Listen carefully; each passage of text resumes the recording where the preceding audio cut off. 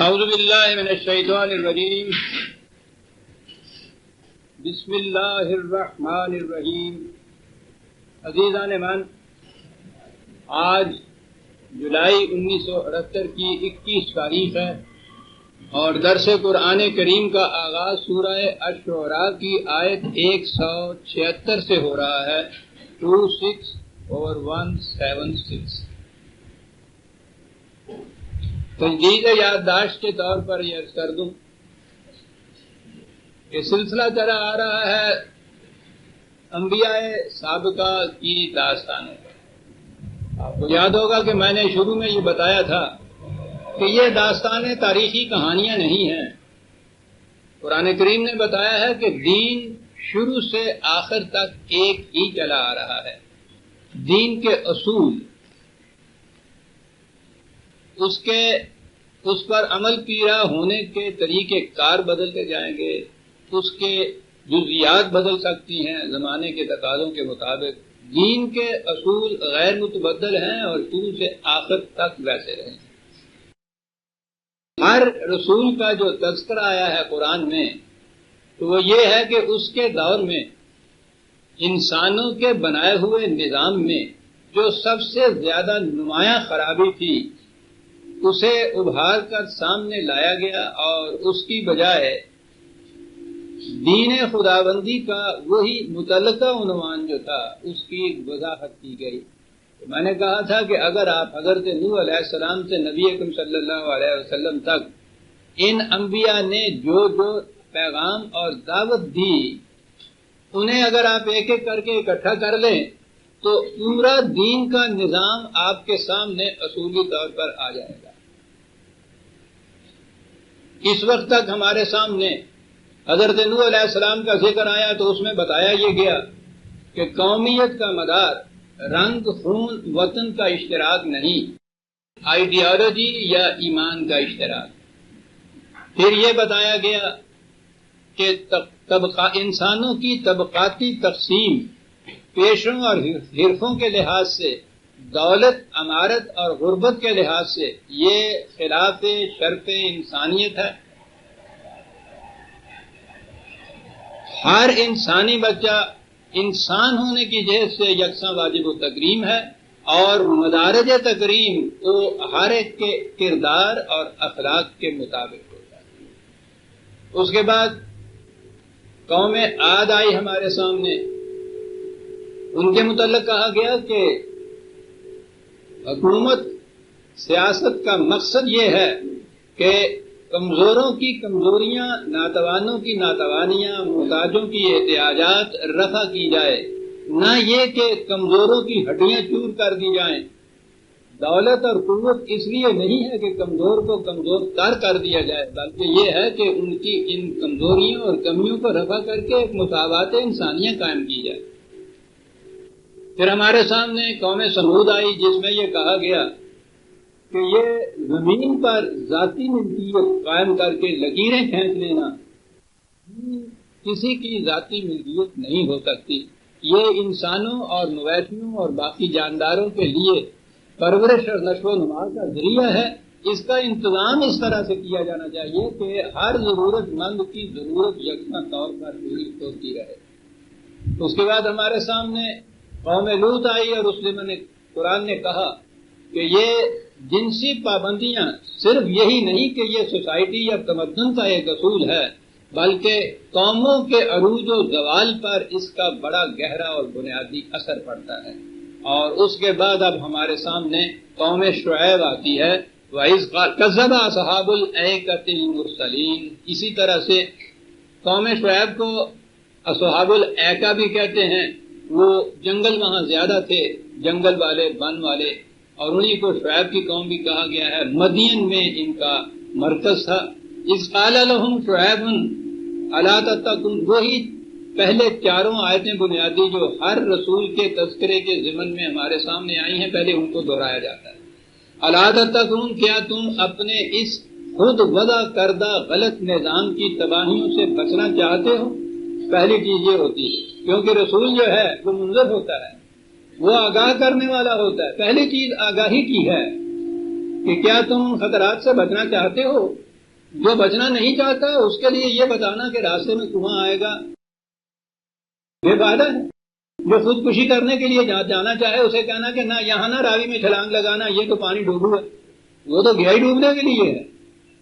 وہ جو ہے نا ہدی للمتقین پہلے ہی آتا، جس پہ اعتراض کیا جاتا ہے کہ صاحب یہ ہدایت ہے متقیوں کے لیے، تو وہ کہتے ہیں کہ جو پہلے ہی متقی ہیں ان کے لیے ہدایت کی کیا ضرورت ہے. جو غیر متقی ہیں ان کا تو نام نہیں، جن کو ہدایت کی ضرورت ہے. متقیوں کے لیے ہدایت کی ضرورت ہے. متقی کے معنی ہے جو راستہ کے خطرات سے بچنا چاہے، زندگی کی تباہیوں سے بچنا چاہے، اس کے لیے ہدایت ہے. جو خودکشی کرنا چاہتا ہے اس کے لیے صحیح راستہ بتانا بے معنی ہے. الا تتقون، بچنا چاہتے ہو یا نہیں؟ انی لکم رسول امین، میں تمہارے سامنے خود نہیں خدا کا پیغام لایا، اور اس کا ملخص یہ ہے کہ وہ تمہیں امن دے دے گا. وہ خطرات تھے نا، وہ تمہیں امن دے دے گا، ان خطرات سے حفاظت کا سامان بہم پہنچائے گا. فاتقوا اللہ واطیعون، وہی جو میں بار بار کہتا چلا آ رہا ہوں. قوانین خداوندی کی نگہداشت کرو، انفرادی طور پر نہیں. یہ مذہب نہیں، دین ہے، یہ نظام ہے، یہ اجتماعی انسانیت کا ایک نظم ہے. اس لیے اس کا ایک مرکز ہوگا، اس مرکز کی اطاعت کی جائے گی. قوانین خداوندی کی اطاعت اس اجتماعی مرکز کی وساطت سے، یہ ہوا دین کا نظام.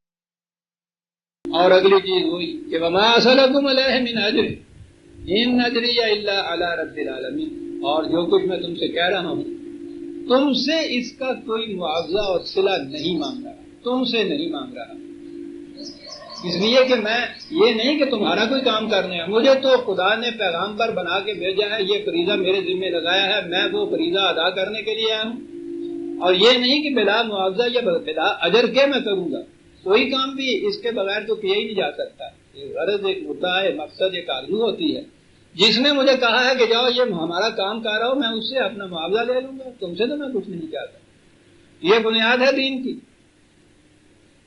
دین کی طرف دعوت دینے والے اگر ان لوگوں کو جن کو یہ دعوت دیتے ہیں ان سے کچھ یہ وصول کرنا چاہتے ہیں، یہ دین نہیں ہے. اب آگے بات آئی کہ اس دور میں کیا چیز تھی اور قرآن نے دین کا کون سا گوشہ نمایاں کیا ہے. اور میں نے جیسا عرض کیا تھا کہ باتیں تو یہ کوئی 3-4 ہزار سال پہلے کی ہیں، ایک ایک گوشہ ہمارے اس دور سے، اس نظام سے متعلق نظر آئے گا. قومیت کا مدار، طبقاتی تقسیم، زمینوں پر ذاتی ملکیت، اس قسم کی سیاست کی جس میں جو غریب ہتھے چڑھ جائے اس کی ہڈیاں توڑ کے رکھ دی جائیں. آپ کے دور میں ساری دنیا میں یہی کچھ ہو رہا ہے. تو اس لیے یہ بات نہیں کہ وہ قوم نوح کے لیے یہ کچھ کہا تھا، ہمارے لیے بھی یہ کہا تھا. اور آج ہمارے سامنے وہ حصہ آتا ہے نظام کا جو میں کہوں گا کہ ہمارے اس دور کا تو مدار ہی اس بد نظمی اور بد انتظامی پہ ہے جس کی اصلاح قرآن یہاں کرتا ہے. یعنی ایج آف اکنامکس، اقتصادیات کا زمانہ، جس میں صنعت اور کامرس دونوں آ جاتے ہیں. چیزوں کا تبادلہ بھی، خرید و فروخت بھی. اور دیکھیے گا کہ وہ رونا جو روز ہم میں سے روتا ہے، پہلی بات وہیں آ جاتی. اور پھر اگلی اہم بات یہ مزدور اور کارخانہ دار کا تعلق، آجر اور مستاجر جسے کہتے ہیں، امپلائز اینڈ امپلائز، محنت کش کا اور محنت لینے والے کا تعلق. یہ ہے بنیادی مسئلہ جو آج سامنے آ رہا ہے قوم شعیب کے قصے کے ضمن میں. اور دیکھیے گا قرآن کہتا ہے اس بات کی. پہلی چیز تو اس نے یہ چیز کہی، اوفوا الکیل ولا تکونوا من المفترین، وزنوا بالقسطاس المستقیم، ماپ کے دو کوئی چیز یا تول کے کوئی چیز دو، جتنا کسی سے لو اس کے مطابق پورا پورا اس کو دو. روزمرہ کے کام میں تو یہ ماپ اور تول کے ہی لفظ آئیں گے، لیکن یہ جو اصول ہے کہ جتنا کسی سے لو اس کے مطابق اس کو دو، سارے گوشے جتنے ہیں اس میں یہ آ جاتا ہے. یعنی عام بازار میں جو ہمارے ہاں آج یہ مصیبت ہے کہ صاحب کہیں سے کوئی چیز لیجیے صحیح ملتی نہیں. پہلے تو اس میں یہ وَلَا تَبْخَسُوا النَّاسَ أَشْيَاءَهُمْ، اور جو چیزیں دوسرے کو دو، یہ نہ دو کہ وہ تم سے اگر وہ دودھ لیتا ہے تو وہ دودھ نہ ہو بلکہ اس کے اندر اتنا حصہ پانی کا ہو. پھر جو ماپ کے دیتے ہو وہ یہ نہ ہو کہ سیر بھر تم دو اور گھر میں جا کے وہ دیکھے تو وہ 14 چھٹا کی نکلے اس میں. پرانا میں پیمانہ بتا رہا ہوں. روز یہ ہوتا ہے، جو چیز ملتی ہے اس میں ملاوٹ ہوتی ہے، جو وزن کیا جاتا ہے یا ماپ کے دیا جاتا ہے آ کے دیکھیے تو اس میں کمی نظر آتی ہے. تو میں نے کہا کہ یہ ابتدائی چیز تینوں اس کے اندر آ گئی، جو روز مرہ کی ہمارے ہاں کی یہ شکایت ہے. خالص چیز نہیں ملتی، پورے وزن سے نہیں ملتی، پورے ماپ سے نہیں ملتی. قوم شعیب کا قصہ ہو رہا ہے. ارے دل یہ تو اپنی داستان معلوم ہو، بات آج کی ہو رہی، اور اس کا نام رکھا ہے وَلَا تَعْثَوْا فِي الْأَرْضِ مُفْسِدِينَ. یہ ہے فساد. ہمارے ہاں تو دنگا فساد ہی صرف فساد ہوتا ہے نا. یہ تو بڑی خاموشی سے ہوتا ہے، اسے فساد تو کوئی کہے گا نہیں. وہ کہتا ہے فساد تو یہ ہے. اب یہ جو چیزیں یہاں قرآن نے کہی ہیں، ایک دوسرا مقام ہے یہاں اس کو بڑی ہی جامعیت سے اس چیز کو اس نے پیش کیا. وہ ہے سورہ تطفیف 83 سورت کا نمبر.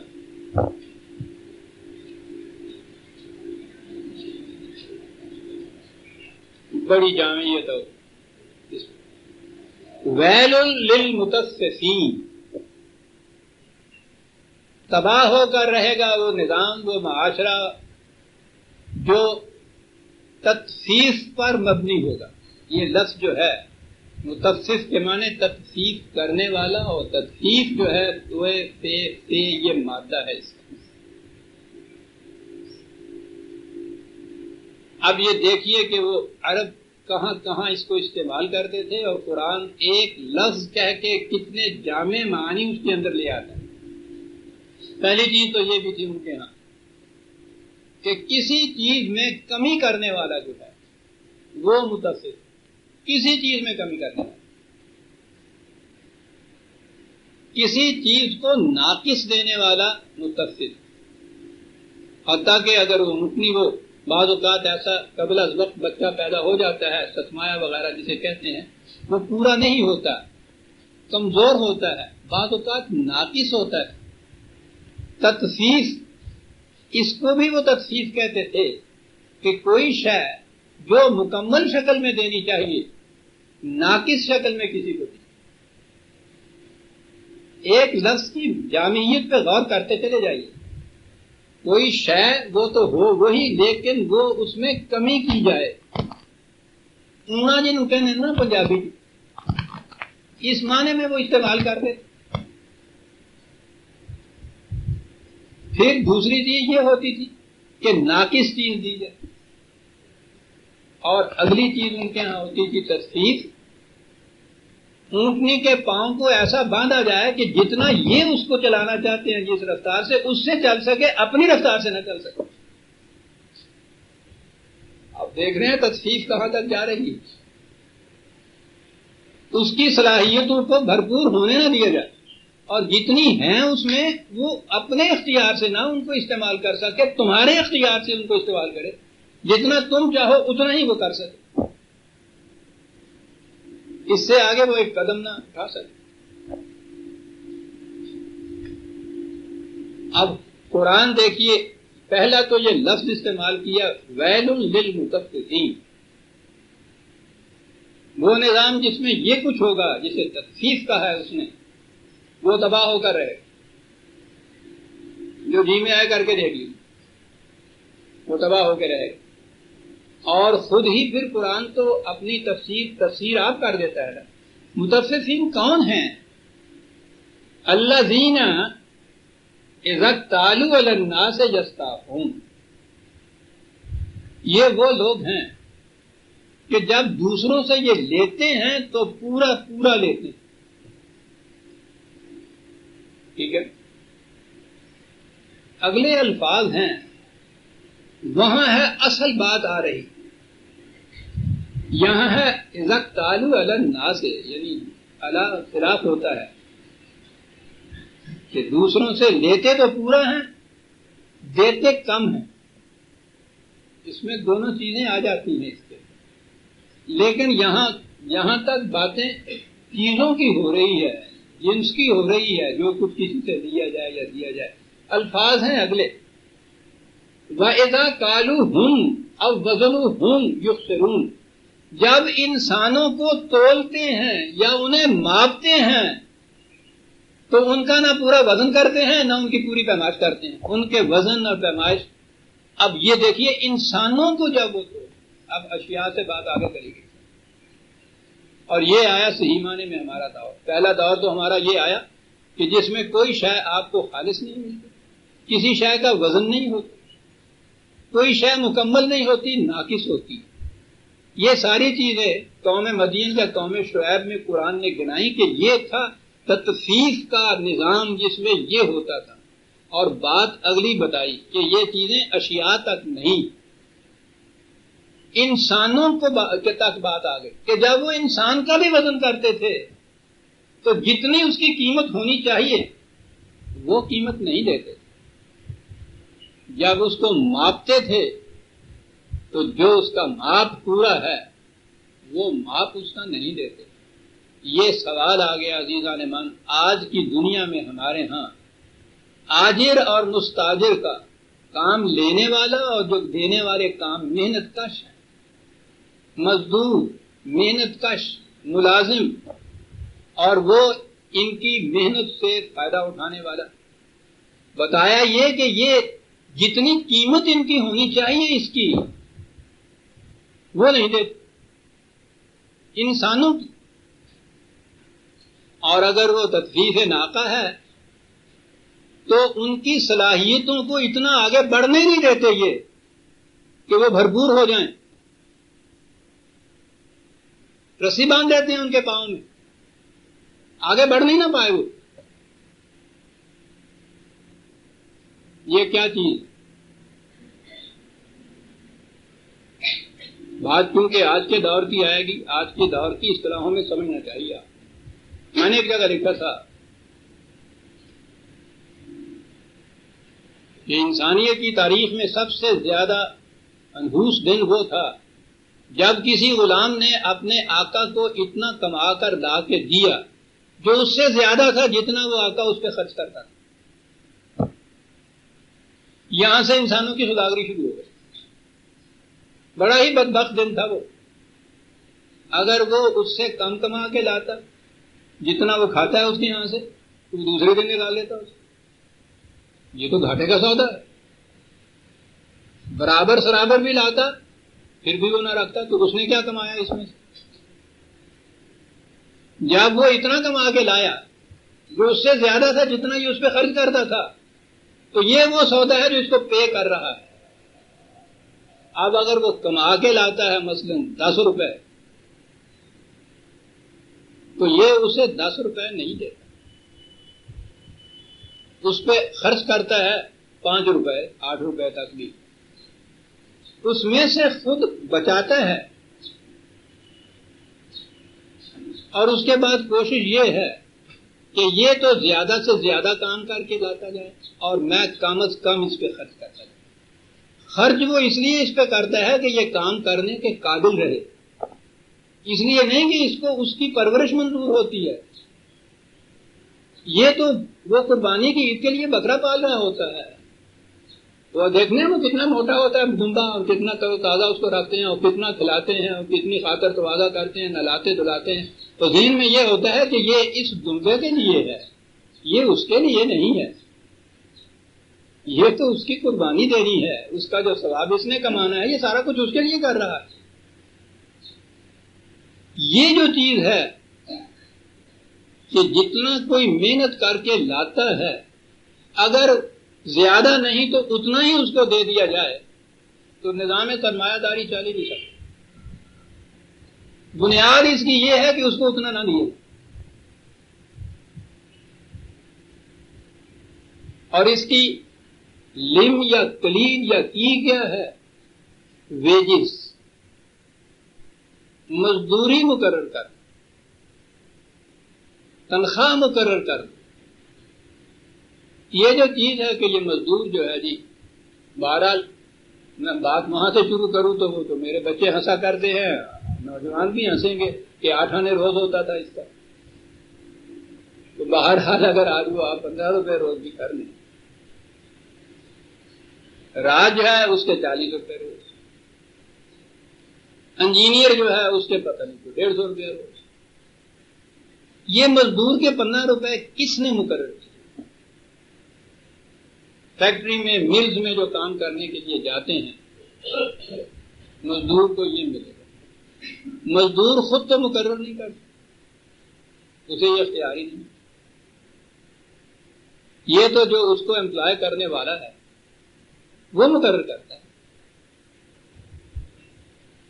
یہ مقرر کرنے کا پیمانہ کیا ہے؟ تو سیدھی سی بات ہے، مل کا مالک، کارخانے کا مالک اگر ان کو وہ اتنا دے دے جتنا وہ کماتے ہیں وہاں، جتنی وہ محنت کرتے ہیں، وہ دوسرے دن کارخانہ بند کر کے کرے. وہ ان کو دے گا اتنا جتنا وہ کماتے ہیں، اس سے کم دے گا تو یہ کارخانہ اس کا چلے گا. یہ جو اس سے زیادہ لیتا ہے، وہ مثلا 15 روپے کا کام کرتے ہیں، 10 روپے دیتا ہے. اس سے پوچھو کہ تم یہ 5 روپے تم کس چیز کے لیتے ہو؟ وہ کہتا ہے کہ یہ میرا سرمایہ ہے جو میں نے انویسٹ کیا ہوا ہے اس کے اوپر. یہ اسی کا لیتا ہے نا، جس نے سرمایہ لگا کے مل نہیں لگائی، فیکٹری نہیں لگائی، اس کو تو یہ مزدور جا کے 5 روپے نہیں دے جاتا. وہ کہتا ہے میں نے سرمایہ. تو اسی کو تو نظام سرمایہ داری کہتے ہیں. یہ تو لفظ بتا رہا ہے کہ سرمایہ کے اوپر کچھ لینا. لیکن جب یہ چیزیں قید شریعت میں آتی ہیں تو پھر پوچھو نا کس طرح یہ سب چیزیں حلال ہو جاتی ہیں.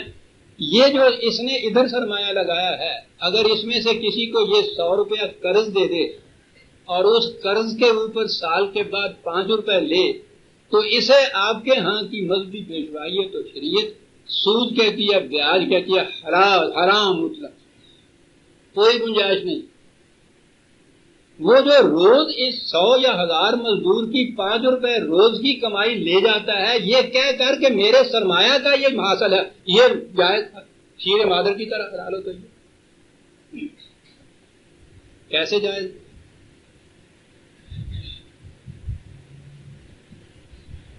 غریب کاشتکار کسی چودھری کے پاس جا کے یہ کہے کہ میاں صاحب یہ زمین ایک ملتی ہے مجھے 1000 روپے میں مل جاتی ہے، میرے پاس ہے نہیں، مجھے 1000 روپیہ آپ قرض دے دیجیے تو میں آپ کو اس کے اوپر 10 روپے ملنا ہو. لا حول ولا قوت. کیا کہہ رہے ہو؟ حرام کھلوا رہے ہو مجھ کو.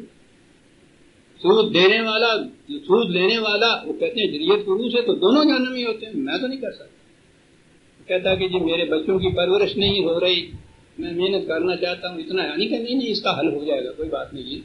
وہ 1000 روپے میں زمین کو خود خرید لیتا ہے اور کہتا ہے کہ لو کاشت کرو. اس کے مزارعہ کی حیثیت سے آدھی بٹائی لے جاتا ہے سال کے بعد. 5 روپے اس کے اوپر لینا حرام مطلق، 50 روپے لے لینا حلال کریم. یہ کیا چیز ہے عزیزان من؟ قرآن کے اعجاز ان چیزوں سے سمجھ میں آتے ہیں. وہ جب اس نے کہا ہے کہ جب لوگوں کو تولتے ہیں تو ان کا وزن کم بتاتے، جب ان کو ماپتے ہیں تو جتنا ماپ ان کا ہوتا ہے نا اتنا نہیں ان کو دیتے، اتنا نہیں بتاتے ان کو. کبھی نہیں کہتے 5 فٹ چاہیے، ان کو کہتے ہیں 4 فٹ. کبھی نہیں کہیں گے کہ 1.5 من ہے، وہ کہیں گے 1.25 من. یہ کیا ہے 1.5 من اور 1.25 من کی جو بات قرآن نے کہی ہے؟ انسانوں کو جب تولتے اور ماپتے ہیں، آہا عزیزہ مہمان، اشیاء کا تولنا ماپنا تو ہر جگہ آپ کو مل جائے گا. انسانوں کا تولنا اور ماپنا یہ قرآن ہی کہے گا.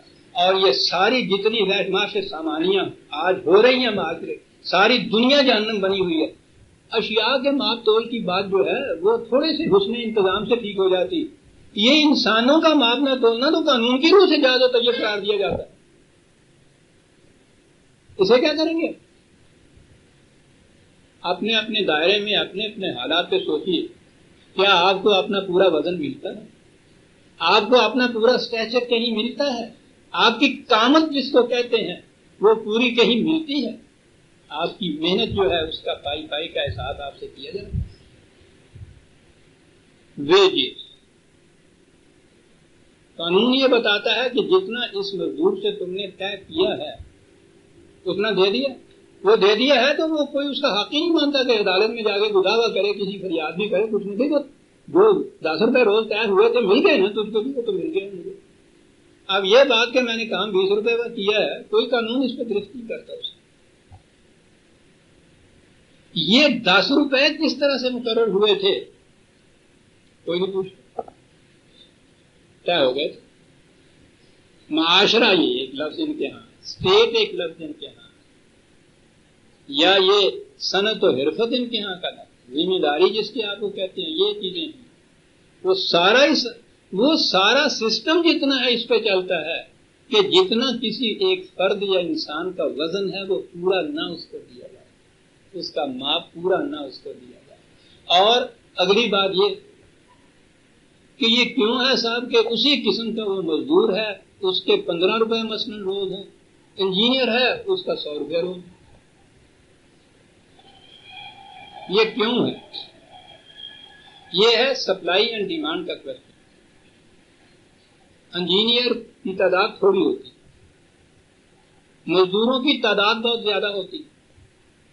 ڈیمانڈ سے جب کوئی چیز جو سپلائی ہے وہ زیادہ ہو جاتی ہے, وہ سستی ہو جاتی. اگر مزدوروں کی تعداد بھی اتنی ہو جتنی انجینئر کی ہے, ان کو 100 روپیہ روز دینا پڑے گا. اب یہ چیز جو ہے کہ وہ مزدور اتنی زیادہ تعداد میں ملے, وہ اس بات پہ منحصر ہے کہ یہ مزدور انجینئر نہ بن جائے. اس اونٹنی کے پاؤں میں ایسی رسی ڈالو, آ گئی نا تدفیف کی بات سمجھ میں, کہ یہ اتنا ہی چل سکے جتنا ہم چلانا چاہتے ہیں.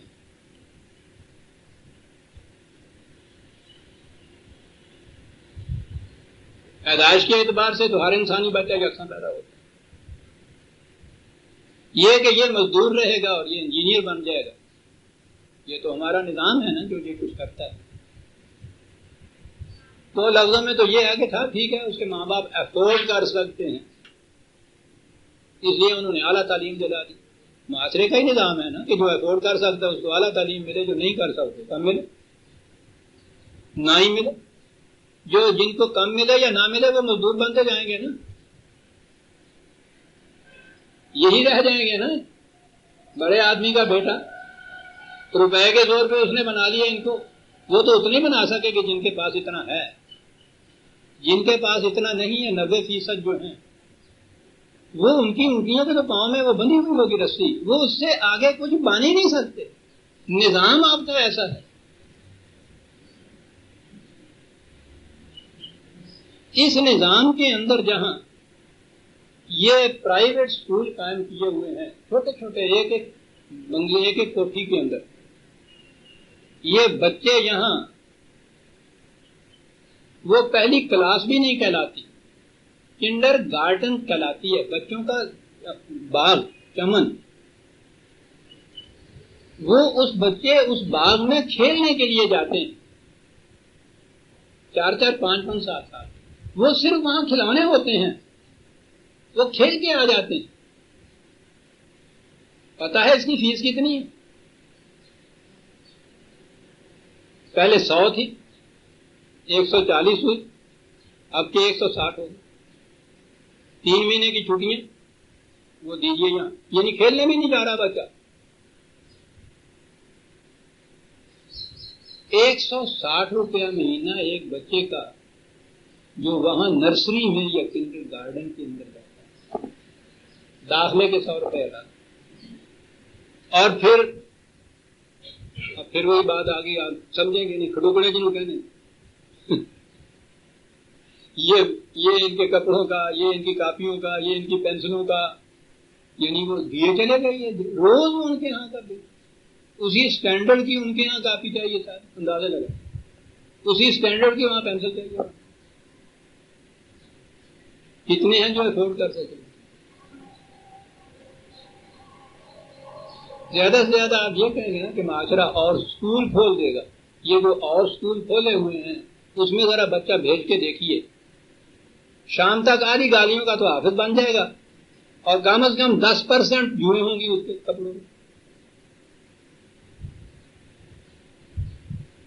یہ کیا بنے گی؟ وہ مزدور بنے گے نا جن کی تعداد اتنی زیادہ بڑھے گی.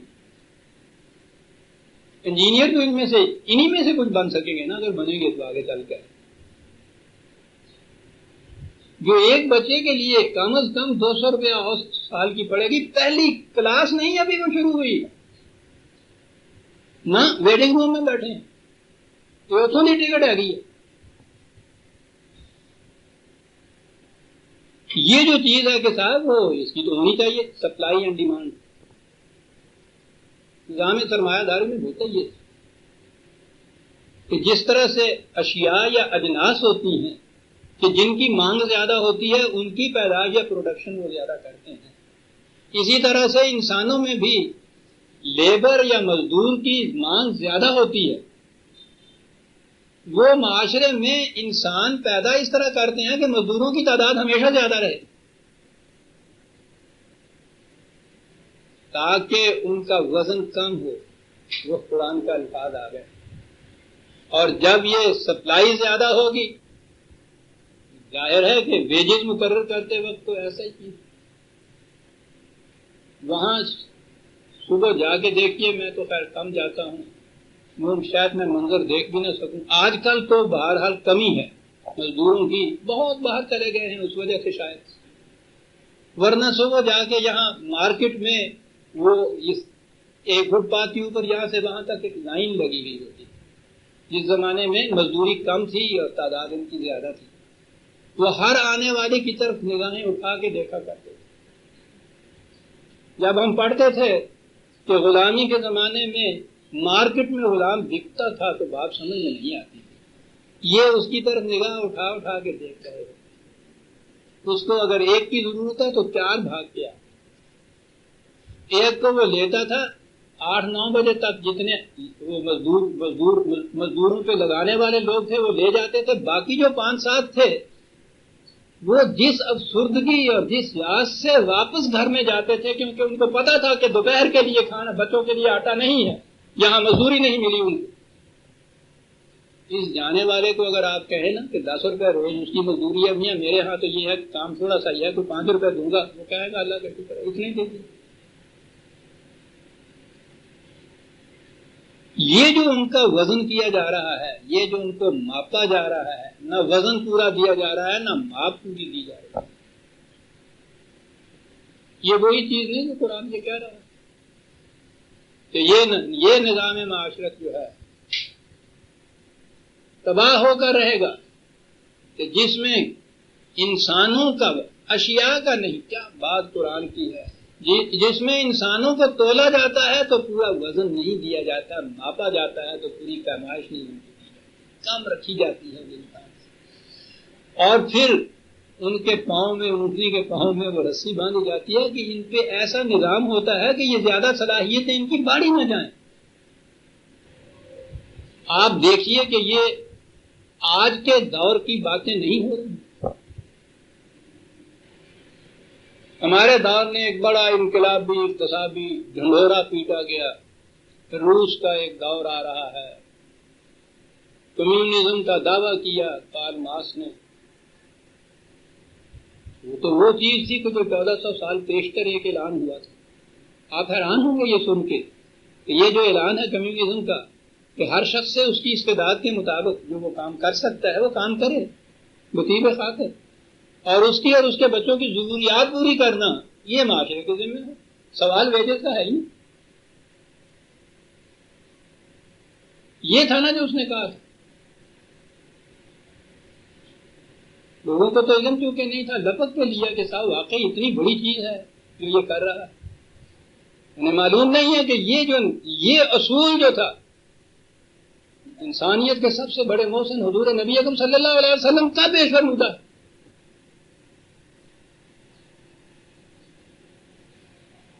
وہاں جو وظائف مقرر ہوئے تھے وہ اس اصول کے مطابق مقرر ہوئے تھے،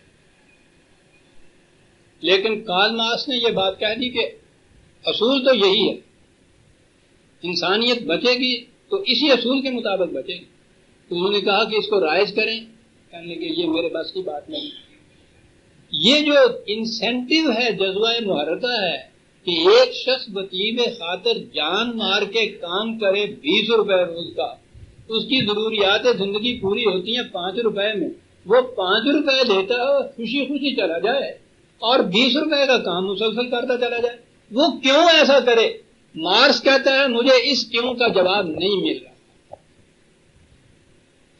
آپ حیران ہوں گے، اس کے جماعت کے پارٹی کے ساتھی اس کو زور دے رہے ہیں کہ اصول اتنا بڑا ضروری تم بتا رہے ہو، بات سمجھ میں آتی ہے، واقعی انسانیت اس جہنم سے نکل جائے گی، لیکن اس کے اوپر عمل پیرا ہونے کے لیے آپ کہتے ہو کہ مجھے یہ ملتا نہیں انسینٹو. تو ہوا کیا یہ اصول؟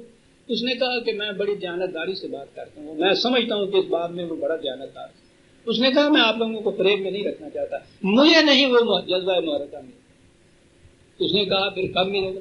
لینن تک نے اس کے بعد ان سے کہہ دیا کہ میں بھی یہ نہیں بتا سکتا، پتہ نہیں انسانیت کن کن ادوار سے مراحل سے گزر کے آخر پہنچے گی اسی چیز کے اوپر، ہم نہیں کہہ سکتے کہ کیا.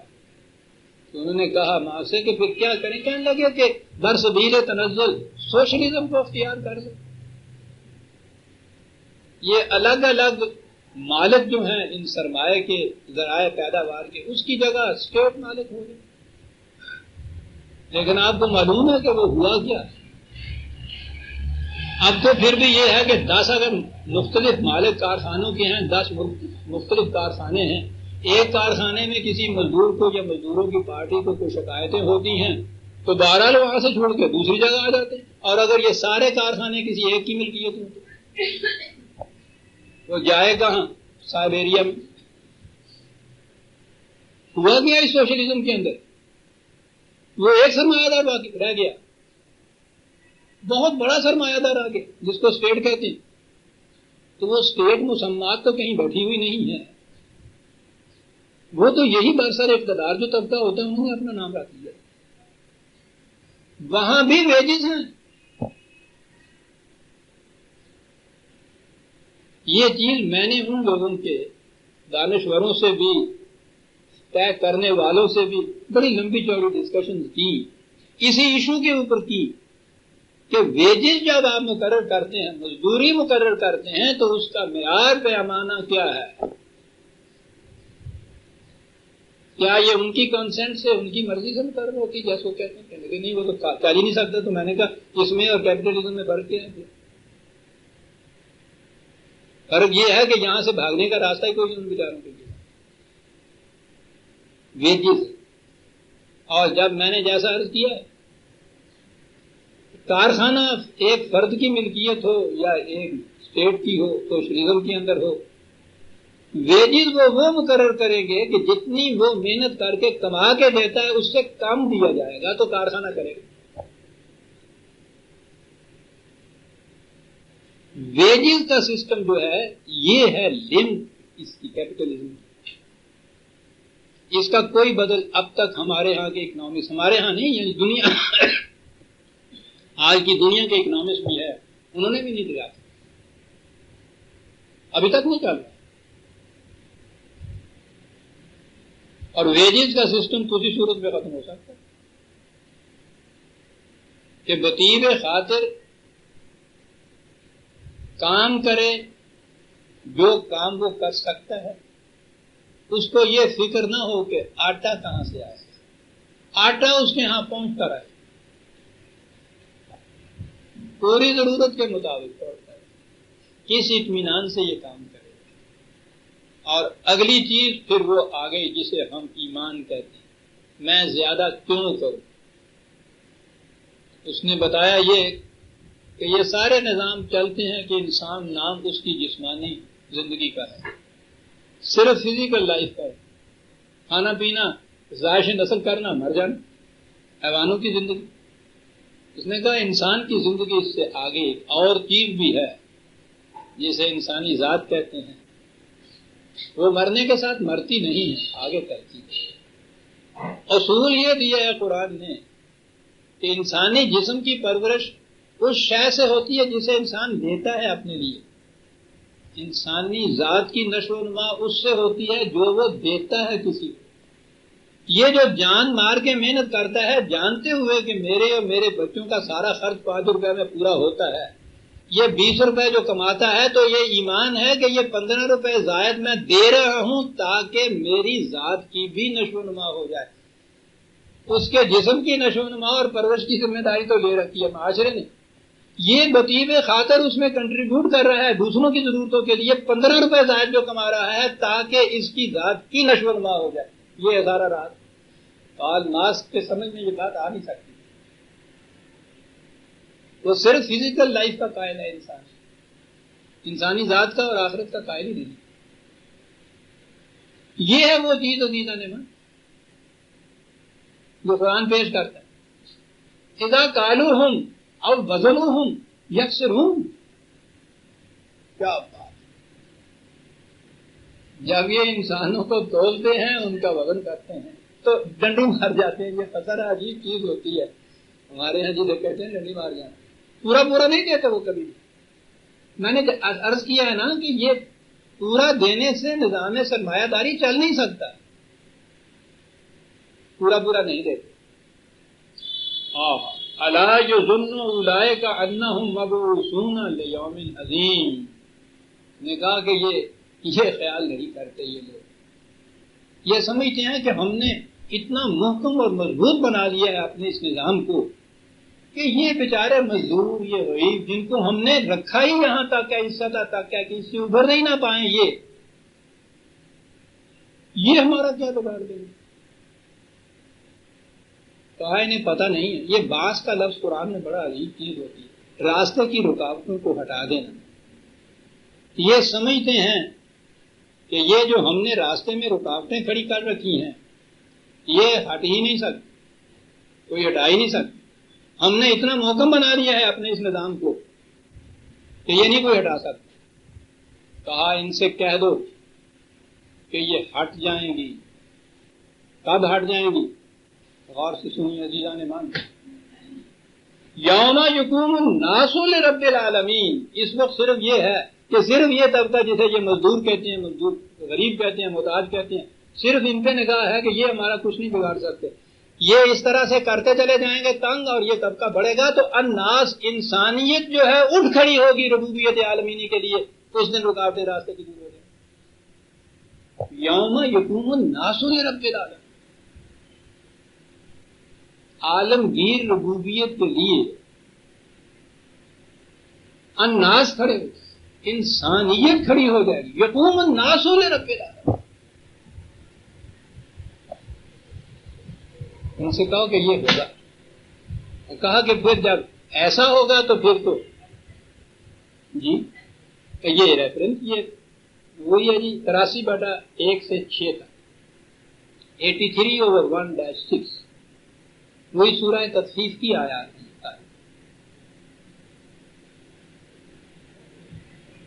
جی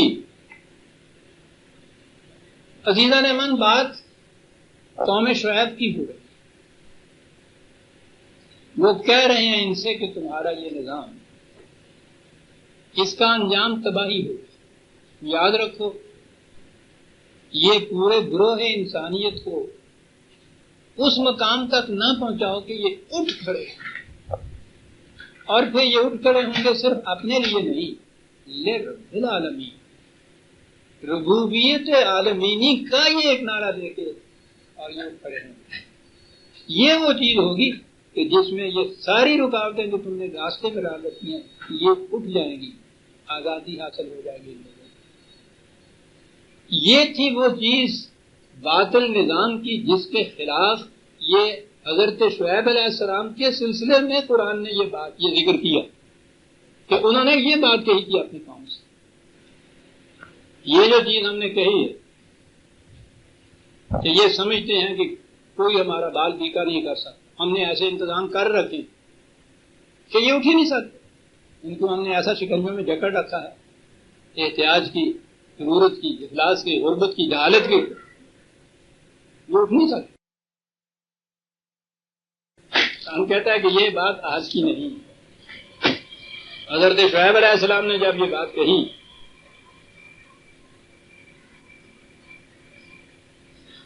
7/86 85-86 وہاں بھی یہی دہرایا گیا ہے جو اس آیت میں ہے. بات یہ کہی ہے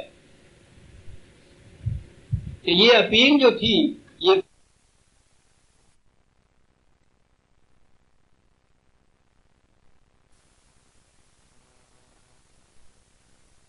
اس کے خلاف براہ راست تو کچھ نہ کہتے, اس کے خلاف براہ راست کہتے تو یہی لوگ اٹھ کھڑے ہوتے اس کی حمایت میں. آپ دیکھیے کہ یہ سازش کتنی گہری ہوتی ہے ان کی, اور ہر دور کی یہی ہوتی ہے. انہیں کچھ نہ کہا جائے, یہ جو عوام ان کے پیچھے لگ رہے ہیں, ان کی آواز سے متاثر ہو رہے ہیں, ان کو بہکایا جائے. کہتا ہے ان کے راستے میں بیٹھ جاتے اور ان کا راستہ روکتے تھے. سیدھی بات ہے, یہ ہٹ جائیں گے تو وہ اکیلا کرے گا کیا؟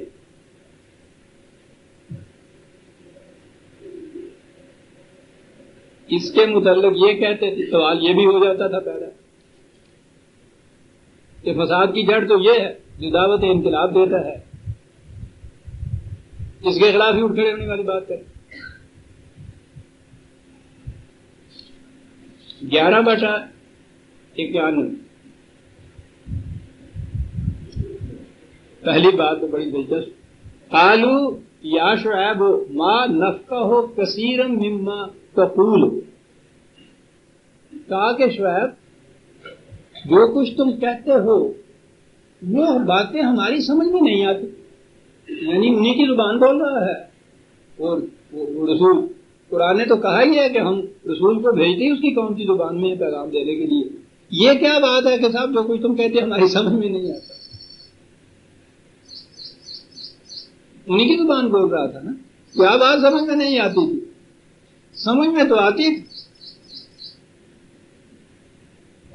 مصلحت کوشیاں مفاد پرستیاں سمجھ میں نہیں دینا چاہتی. نہیں صاحب ہماری سمجھ میں یہ بات نہیں آ رہی تم کہہ رہے ہیں. اب اس سے نظر آیا کہ یہ زبان کا اشتراک کوئی شاید نہیں ہے. وہ سمجھنا چاہے تو سمجھ سکتا ہے یہ. اور یہیں سے بات آ گئی ہمارے یہاں. اکثر یہ کہتے ہیں کہ صاحب یہ قرآن شریف یہ عرب جو ہیں 50-60 کروڑ کی آبادی, صاحب کی زبان عربی ہے, تو یہ قرآن شریف نہیں سمجھتے. تمہیں لوگ زیادہ سمجھتے, تم لوگوں کی تو زبان بھی عربی نہیں. سوال زبان کے عربی اور عجمی ہونے کا نہیں. جو سمجھنا چاہے ہی نہیں وہ سمجھ سکتا ہی نہیں. وہ کہہ رہے ہیں کہ جو ہے تمہاری یہ باتیں تمہاری سمجھ میں نہیں آتی. باقی یہ رہا کہ ہم بیٹھ کر سن کیوں لیتے ہیں تمہاری باتیں. انا لنراک فینا ضعیفا, تم اگر اکیلے ہوتے تو تم تو بہت کمزور سے آدمی تھے. اصل یہ ہے کہ ولولا رحتک لرجمناک, تمہاری یہ برادری پیچھے نہ ہوتی تو دیکھو ہم تمہیں پتھر مار مار کے مار دیتے, جاؤ شیر کر دیتے تو. یہ میں نے عرض کیا تھا نا کہ یہ جو رسول آتے تھے یہ معزز خاندانوں کے افراد ہوتے تھے, خود بھی صاحب عزت ہوتے تھے. وہ حضرت صالح کے متعلق جو کہا نہیں, حضرت ہود تھا یا صالح کے متعلق قوم نے کہا تھا نا کہ یا صالح کہ تم سے تو بڑی امیدیں ہماری وابستہ تھیں. ہم یہ سمجھ رہے تھے کہ تم آئے ہو بڑے پڑھے لکھے سمجھدار, رابطہ بھی تمہارا اچھا ہے, کانٹیکٹ بھی بڑے ہیں تمہارے کمشنر کے یہاں, بورڈ آف ریونیو میں, سیکریٹریٹ میں بھی, کیبنٹ میں بھی, اوپر بھی. ہم سمجھتے تھے کہ تم یہ قانون بناؤ گے کہ یہ جو چھوٹے چھوٹے قطعے ان لوگوں کے پاس غریبوں کے ہیں یہ بھی اشتمال اراضی کے ذریعے بڑے بڑوں کے اندر شامل ہو جائیں. ہم تو یہ سمجھے بیٹھے تھے. تو یہ کہہ رہا ہے کہ یہ جو بڑے بڑے قطعے ہیں یہ سارے دے دو ان کو. تم سے تو ہماری بڑی امیدیں وابستہ تھی. تو رسول رسالت کے دعوے سے پہلے بھی اس کا مقام ایسا ہوتا ہے معاشرے میں. یہاں بھی وہ کہہ رہے ہیں کہ اکیلا اگر تو ہوتا تو ہم تو تمہیں ختم کر دیتے. وَمَا عَلَيْنَا بِعَزِيزٍ, تمہارا کچھ بس نہ چاہتا. جواب ملتا ہے قَالَ يَا قَوْمِ أَرَهْطِي أَعِزُّ عَلَيْكُم مِّنَ اللَّهِ, کیا میری برادری سے تم ڈرتے ہو, خدا کے قانون مکافات سے نہیں ڈرتے. ڈرنے کی چیز تو وہ ہے، میں اکیلا ہوں یا میرے ساتھ میری برادری یا جتھا ہو، قوت اس میں نہیں ہے. قوت تو اس کے اندر ہے کہ جو تم غلط نظام قائم کرتے ہو یہ تباہ تمہیں کرے گا. کیا الفاظ ہیں، اللہ کے قانون سے نہیں ڈرتے، میری برادری سے ڈرتے. باقی رہا یہ انہوں نے کہا کہ تو جو روز خدا خدا خدا کہتا رہتا ہے، ہم بھی تو خدا کو مانتے ہیں. قرآن نے یہ بتایا ہے کہ یہ قومیں خدا کو مانتی ہیں. تو سوال پیدا ہوتا ہے کہ پھر یہ خدا کو ماننے والی قوموں کو یہ دعوت دی جا رہی ہے خدا کو مانو، خدا پر ایمان لاؤ، یہ کیا ہے؟ ایمان یہ آیت کا ایسا ٹکڑا ہے، اور میں نے تو جب پہلی دفعہ اس کو غور کیا تو پوچھو نہیں کتنے دن سرور میں رہا.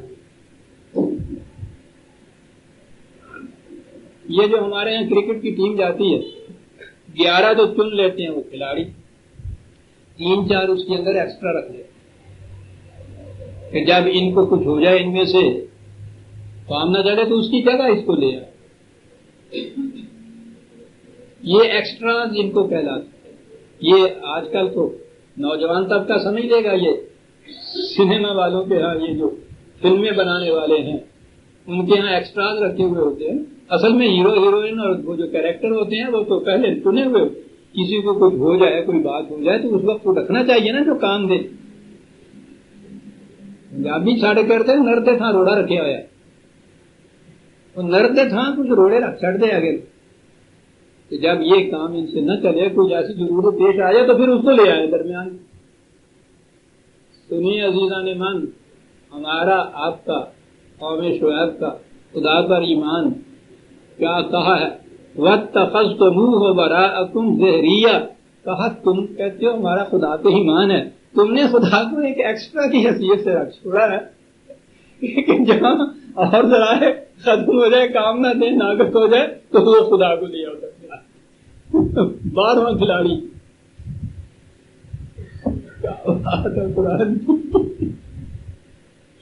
کہیں کام نہیں آتا. جب نظر آ جائے نا کہ اگلا میری بات نہیں مانتا، جھوٹا سمجھتا، خدا کی قسم اللہ قرآن کسے کام نہیں آتا سوائے سے پہ ڈال تم سے کچھ ملے کھا قسم قرآن کی. یہ ایکسٹرا رکھے ہوئے ہیں.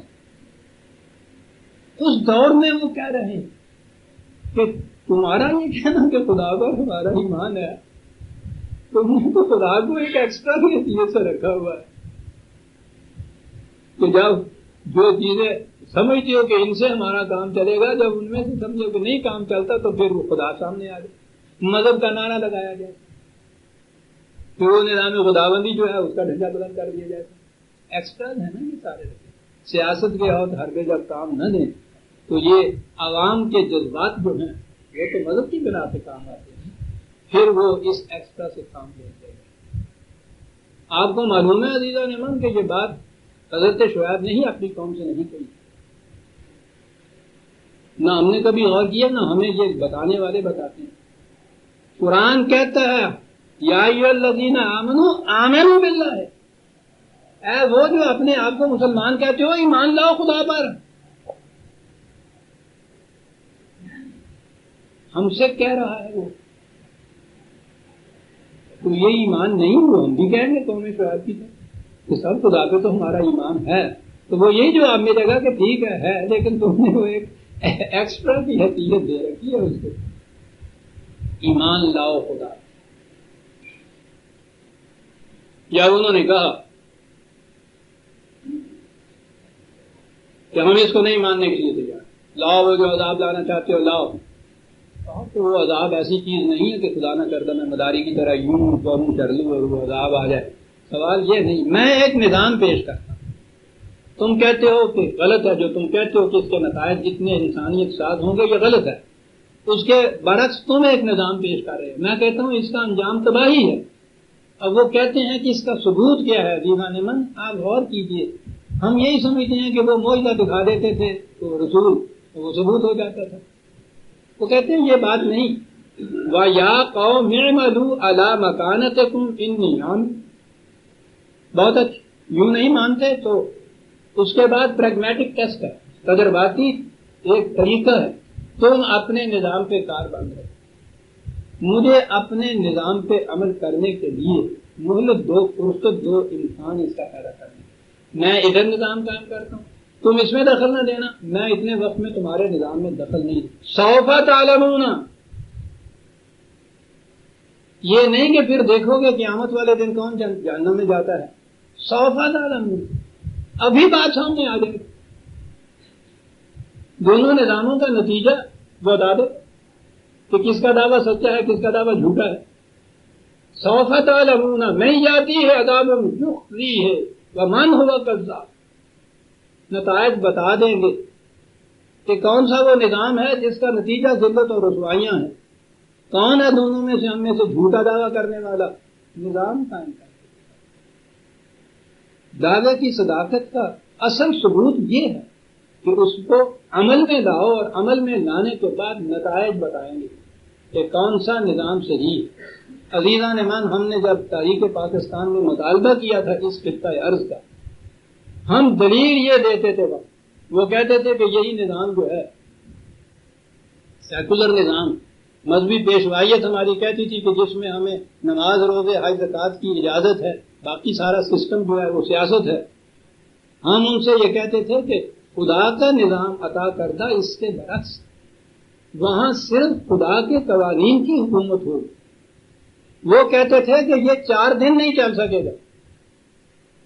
میں بیچ میں لے آؤں، یہ جو شعبہ تھا نا، ان کا جو یہ مذہب کی بنیادوں پہ یہ اس کی مخالفت کرتے تھے، ان کی مدافعت میرے ذریعے طلوع اسلام اس زمانے میں جاری کیا گیا.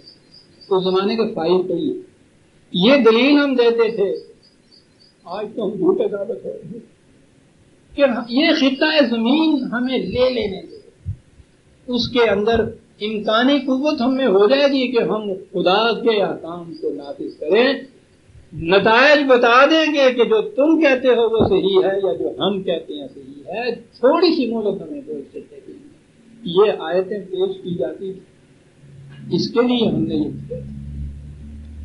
اب یہ تو بات ہی الگ رہ گئی ہے کہ خطہ زمین ملا تو ہم نے ان سے بھی زیادہ خدا کو ایکسٹرا بنا دیا. وہ تو 12واں رکھتے تھے، ہم نے تو پتہ نہیں 15واں 16واں 17واں کدھر رکھا ہے. ایکسٹرا بھی اور کئی ہے آگے. بات میں یہ کہہ رہا، اپنے دعوے کی صداقت کا ثبوت یہ پیش کیا جا رہا ہے کہ بابا نظام کی بات ہے، اپنا نظام قائم رکھو، میں نہیں دخل دیتا. کیا بات ہے، کتنا اعتماد ہے اپنے آپ کے اوپر کہ مجھے اپنا نظام قائم کر دینا. وہ اس نظام کے قائم ہونے کے راستے میں رکاوٹیں ڈالتے. یہ اتنی سی بات چاہتا تھا کہ میں تمہارے نظام میں دخل نہیں دیتا، تم میرے نظام میں دخل نہیں دیتا. نتائج خود بخود بتا دیں کون سچا ہے کون جھوٹا ہے. اور اس کے ساتھ یہ تو ہے 11/91 سے 93 تک اور ایک آیت الفاظ. تاریخ کے زمانے میں جو آپس میں تصادم تھا، علامہ اقبال نے ایک شعر میں بات ساری کر. ملا کو جو ہے ہند میں سجدے کی اجازت، اذان سمجھتا ہے کہ اسلام ہے آزاد. سجدے کی اجازت اور چیز ہوتی ہے، اسلام کا آزاد ہونا اور چیز ہوتی ہے. وہ جو نظام قائم کرنا چاہتے تھے اس میں اسلام کا نظام جو ہے سوال ہی نہیں تھا کہ وہ قائم ہونے دیں. سجدے کی اجازت تو دیتے تھے. وہ تو سب سے پہلے جو وکٹوریا نے 1857 کے جسے وہ غدر کہتے ہیں جنگ آزادی کے بعد جو منشور جاری کیا تھا، چارٹر جو تھا، اس میں یہ چیز تھی کہ یہاں ہر قوم کو اپنے اپنے مذہب کی اجازت ہوگی. مذہب سے اجازت یہی مانے تھے نا نماز روزے حج. یہ دلیل دیتے تھے ہمارے ہاں یہ پاکستان کی تاریخ کے مخالف علماء حضرات کہ یہ دیکھیے ہر قسم کی مذہبی آزادی ہمیں حاصل ہے، پھر تم اس مذہبی آزادی کے لیے الگ خطہ زمین کیوں مانگتے؟ وہ یہی کہہ رہے تھے کہ ملا کو جو ہے ہند میں سجدے کی اجازت نادان سمجھتا ہے، اسلام ہے آزاد. بات یہ کل کی نہیں، بات حضرت شعیب علیہ السلام کے سلسلے میں آئی، بڑی اہم آئی. انہوں نے کہا ہوگا نا کہ ٹھیک ہے خدا نے مجھے یہ حکم دیا ہے، خدا کی عبادت کرنے کے لیے میں آیا ہوں، اور اس کے اندر یہاں یہ بات آتی ہے، صلاۃ کا بھی لفظ آتا ہے. یہاں بھی جب صلاۃ کہتے ہیں تو اب تو انہوں نے یہ ایسا چکر چلایا، صلاۃ کا لفظ ہی اب غائب ہو چکا ہوا ہے. نماز کا لفظ ہمارے یہاں آ گیا ہوا ہے نا. یہ کوئی نہیں کہتا میں صلاۃ پڑھنے جا رہا ہوں، نماز پڑھنے جا رہے ہیں. تو نظر آتا ہے کہ انہوں نے بھی یہ بات کہی حضرت شیخ نے. تو انہوں نے قوم نے یہ کہا کہ اس سے کیا بگڑتا ہے، نماز کی اجازت مانگتا ہے، ٹھیک ہے، ہم اپنے طور کے اوپر کوئی بت پرستی کر دیتے ہیں یا اپنے طور پہ خدا کو پوج لیتے ہیں، اپنے طور پہ یہ پوج لے گا تو اس کا کیا بگڑتا ہے. نظر آتا ہے کہ انہوں نے کہا کہ یہ ٹھیک ہے، اس کی ہم اجازت دیتے ہیں، ہم اس میں مزاحمت نہیں کریں گے تمہاری صلاۃ میں. اب جو وہ صلاۃ آگے بڑھی تو یہ مجھ سے نہیں، قرآن کے الفاظ میں سنیے کہ انہوں نے کیا کہا. انہوں نے کہا قالوا یا شعیب، بڑے حیرت سے کہ شعیب تم نے تو ہم سے یہ صلاۃ کی بات کی تھی، ہم ایگری کر گئے تھے، اس کی اجازت بھی ہم نے دے دی تھی صلاۃ کی، نماز کی. تو اصلاتوں کا تامروں کا ان نترک ما یعبد آباؤنا او ان نفعل فی اموالنا ما نشاء، یہ تمہاری یہ نماز، یہ صلاۃ، یہ کس قسم کی ہے جو ہمیں اس کی بھی اجازت نہیں دیتی کہ ہم اپنے مال کو بھی اپنی مرضی کے مطابق خرچ کریں. صلاۃ اس کی اجازت نہیں دیتی ہمیں. یہ ہماری سمجھ میں تو آتی نہیں. ہم تو سمجھتے تھے کہ یہ پوجا پاٹ، بھکتی، ایشور بندگی، عبادت، خدا کی پرستش کا کچھ اس قسم کا پڑھ دیا کرو تمہارے. یہ صلاۃ کہ جو ہمیں اس کی بھی اجازت نہیں دیتی کہ ہم اپنا مال اپنی مرضی کے مطابق خرچ کر سکیں. دیکھ رہے ہیں صاحب صلاۃ کے معنی کیا ہیں. تو اس صلاۃ کی اجازت آپ کو دے گا کوئی دوسرا سیکولر نظام؟ وہ خوش تھے وہاں جو مخاطب، یہی حضرات تھے جو یہاں آگے ہوئے ہیں. یہ کہتے تھے کہ نماز کی تو اتنی اجازت ہے یہاں. کانگریس میں ریزولیشن، یہ مولانا حسین احمد بنی کا قول ہے کہ وہاں ریزولیشن پاس ہوتے رہتے ہیں کہ مسلمانوں کو ان کے مذہب کی پوری آزادی ہوگی. یہی بات سمجھی ہوگی نا. میں کیا اشارت میں ریفرنس نہیں ملی. یہ 11/87، معاف رکھیے گا، میں 11 کا پہلے چلا آ رہا تھا نا، میں 11/87 کہا کہ کیا تم چاہتے ہو کہ یہ طریقہ جو ہمارے ہاں چلا آ رہا ہے عبادت کا، ما یعبد آباد، پرستش، بندگی، پوجا پاٹ، تو یہ نہیں ہے مذہب، اس کو چھوڑو اور یہ اختیار کرو صلاۃ جو میں کہہ رہا ہوں.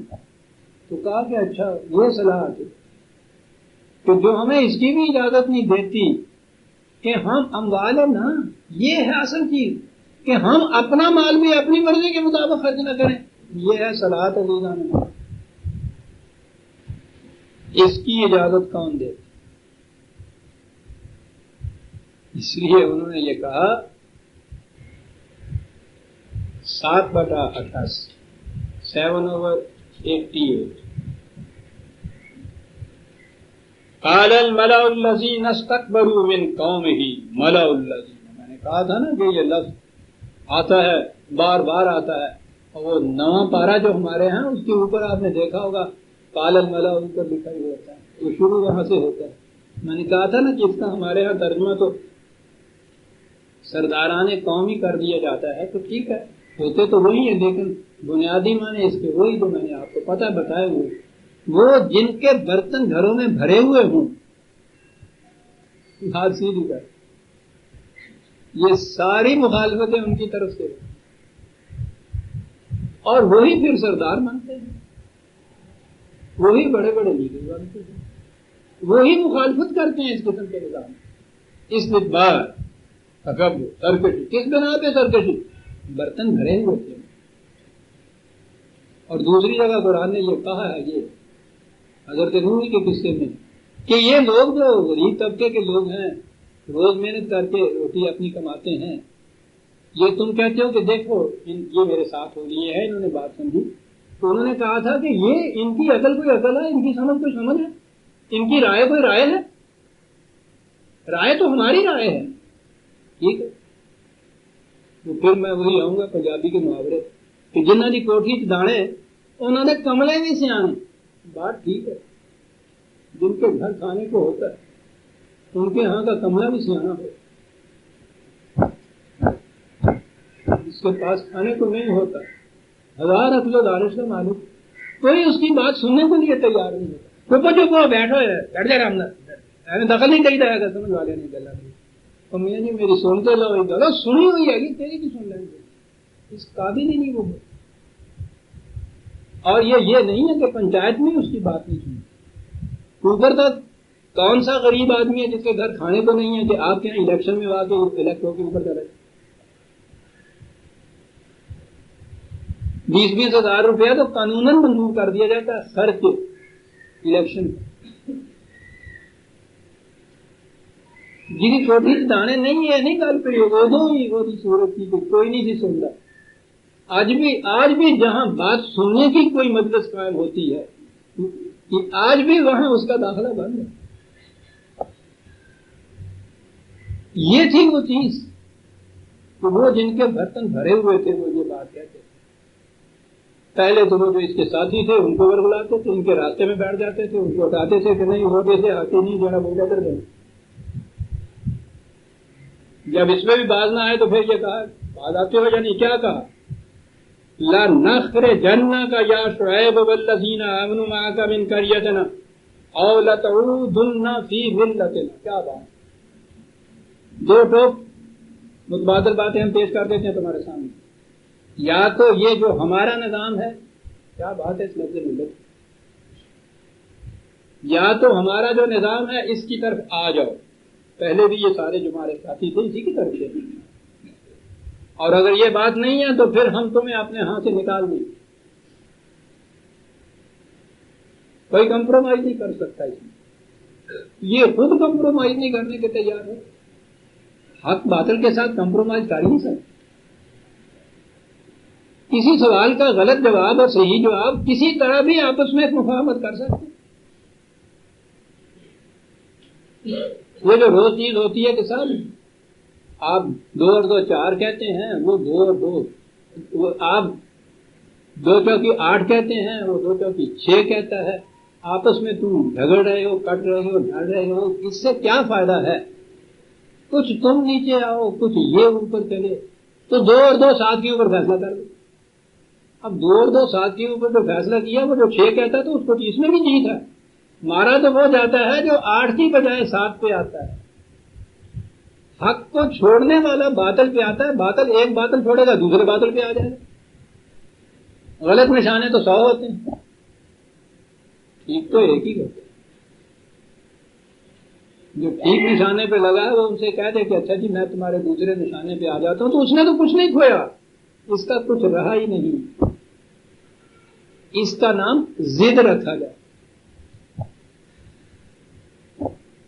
حق پہ جو قائم ہوتا ہے وہ ضد ہو. پھر جو حق پہ قائم ہے اس دور میں بہت بلند دانشوری کا دور ہے. کس طرح سے اس کے 2 اور 2 4 کو توڑا جاتا ہے، بس 1 ووٹ زیادہ. ایک 51 ووٹ یہ لے لیجیے، 2 اور 2 7 ہو جائے، قانون جائے. آئینی طور پہ کانسٹیٹیوشنلی حق، اس کے خلاف کہیں کوئی دعوی نہیں کیا جا سکتا. یہ 49 والے ڈاکٹر ہیں کہ 2 اور 2 4 ہوتے ہیں. یہ ہے وہ چیز کہ یا تو یہ مان لو یا ہم تم یہاں سے نکال دیں. کالا اولاؤ کننا کارہین،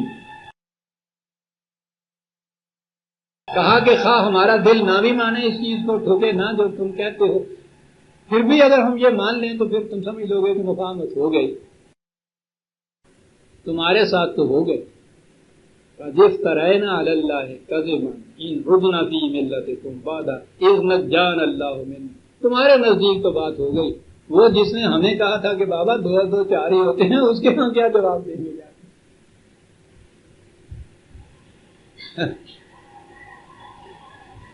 تو آ گئے ہم آخر میں ان آیتوں کے قالوا انما انت من المسافرین. سورہ الشعراء جو زیر نظر درس آج کا ہے اس کی یہ آیت آ گئی 185.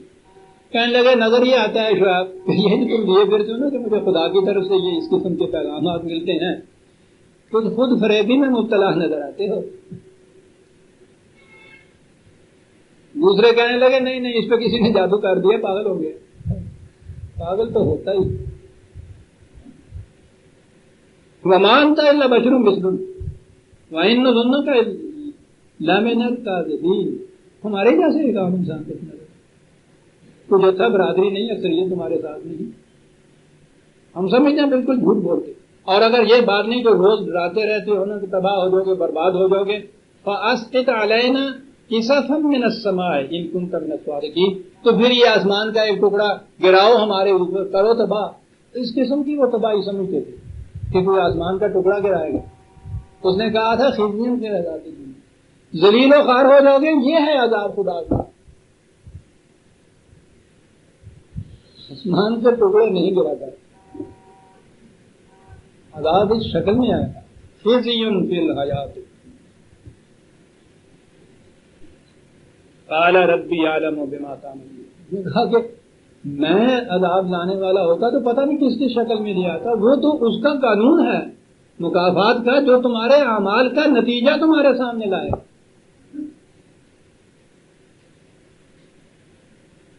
فکذبوہ فاخذہم عذاب یوم الظلہ. انہوں نے اس کی تکذیب کی. وہ عذاب جو ان کو پہلے سے چاروں طرف سے گھیرے ہوئے تھا. کیا بات ہے. بس وہ محسوس شکل میں سامنے آنے کی بات تھی. قرآن نے تو جہنم کے متعلق کہا ہے کہ تم انتظار کر رہے ہو قیامت کے دن آئے گا. جہنم تو تمہیں آج بھی دیکھ رہا ہے. عذاب وہ ہوگا جب تم اسے دیکھنے لگ جاؤ. کے نشے میں بند آنکھیں جہنم تو تمہیں آج بھی دیکھ رہا ہے. عذاب اسے کہتے ہیں جب تم اسے دیکھنے لگ جاؤ. انہ کان عذاب یوم عظیم ان فی ذلک لآیہ وما کان اکثر المؤمنین. جو ہم بیان کر رہے ہیں اس زمانے کی بات نہیں ہے. آج بھی لوگوں کے سامنے بیان کرو. ان میں آج بھی بچنے کی اور تباہ ہونے کی علامات اور نشانیاں اور قوانین موجود ہے. ان ربک لہو العزیز الرحیم. یہ اس خدا کی طرف سے ہے جس کا قانون یہ قوت رکھتا ہے کہ باطل کے ہر نظام کو کتنے ہی محکم مستحکم سہاروں کے اوپر کیوں نہ وہ استوار ہو وہ تباہ کر کے رکھ دے. یہ اس کا عزیز ہونا ہے اور یہ رحیم ہونا ہے کہ وہ مظلوم اور ضعیف اور ناتوان جن کو جو کچلے جا رہے تھے ان کو وہ مقام انسانیت عطا کر دیتا ہے. اس کے ایک ہی فیصلے کے اندر اس کا غلبہ بھی ہوتا ہے اس کی رحمت بھی ہوتی ہے. سورہ الشعراء کی آیت 191 تک تقریباً آ گئے. 192 سے ہم آئندہ درس میں لیں گے. ربنا تقبل منا انک انت السمیع العلیم.